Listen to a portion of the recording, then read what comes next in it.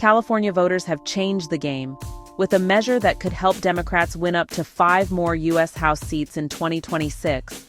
But now the Justice Department is suing to block it, accusing the state of racial gerrymandering and a blatant partisan power grab. The stakes?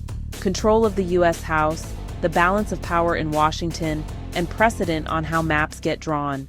Let's unpack what's going on. In August 2025, California's Democratic leadership pushed a constitutional amendment to redraw the state's U.S. House maps mid-decade. That measure became Proposition 50, approved by voters on November 4th with about 64% in favor. Previously, California's maps were drawn by a bipartisan independent commission, the California Citizens Redistricting Commission, which handled congressional districts following the 2020 census. Proposition 50 temporarily replaces that process and gives the legislature authority to adopt new districts through 2030.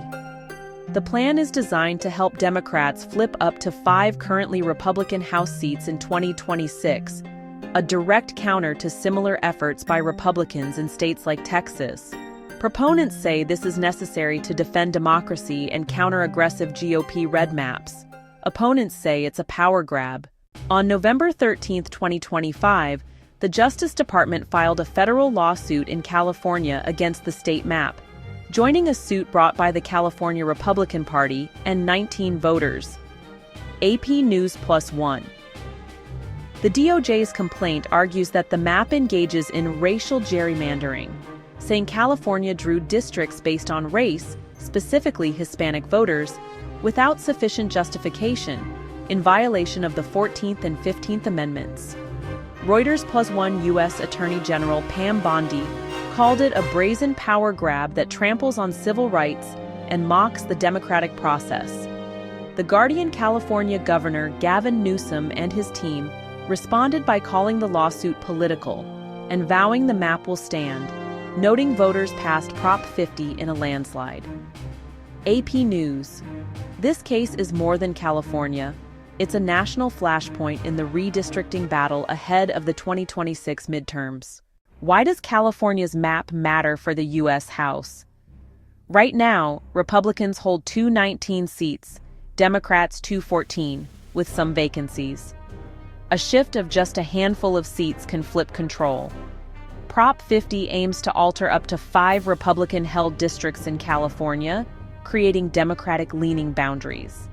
If successful, that could reshape the House majority ahead of the 2026 election. On the flip side, if the maps are blocked or delayed by litigation, the old maps remain in place, benefiting Republicans. The DOJ's lawsuit raises the potential that any implemented map could be invalidated, creating legal chaos for candidates and voters. This sets up a scenario where redistricting, courts, and elections collide. Legally, the key question is, did California rely on race as a predominant factor in drawing lines, and did they have a compelling justification? From Supreme Court precedent, like Cooper v. Harris and Miller v. Johnson, states must meet a high standard if race is used. Plaintiffs argue California did not. Jurist politically, it signals a red map arms race. Texas, Missouri, North Carolina, and others have made aggressive GOP-friendly maps, yet have faced fewer federal challenges so far. California's action flips that. Reuters 1. The case could go to the Supreme Court. A ruling could reshape how much leeway states have in using race and partisan data in mapmaking. For voters, this raises questions about representation, equal protection, and democracy itself. So what does all this mean for everyday Americans? Representation. If district lines are drawn to favor one party or one race, voters may find their influence diluted or shifted. Campaigns and money. Prop 50 attracted tens of millions in contributions, from PACs tied to Speaker Mike Johnson and major national players. Uncertainty for candidates. If the map is thrown out late, candidates may be running in districts that change mid-campaign. National impact. This is not just about California. Control of the House affects everything from legislation to investigations to balance of power. Trust in process. When maps are widely perceived as engineered for one party, public confidence in elections suffers. For California minority communities, the question, does the map empower or eclipse certain voters?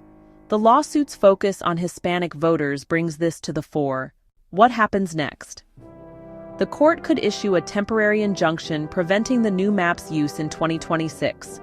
The case may fast-track to the Supreme Court if constitutional questions are central. Meanwhile, Republicans and Democrats will mobilize around these districts: candidate announcements, fundraising, early voting setups. For California, if the map holds, Democrats have a strong path to flip seats and the House. If it's blocked, Republicans maintain the status quo and conservative calls for oversight strengthen. Ultimately, this is more than lines on a map. It's a contest for who governs and how democracy functions in one of the largest states and in Washington. Thanks for watching.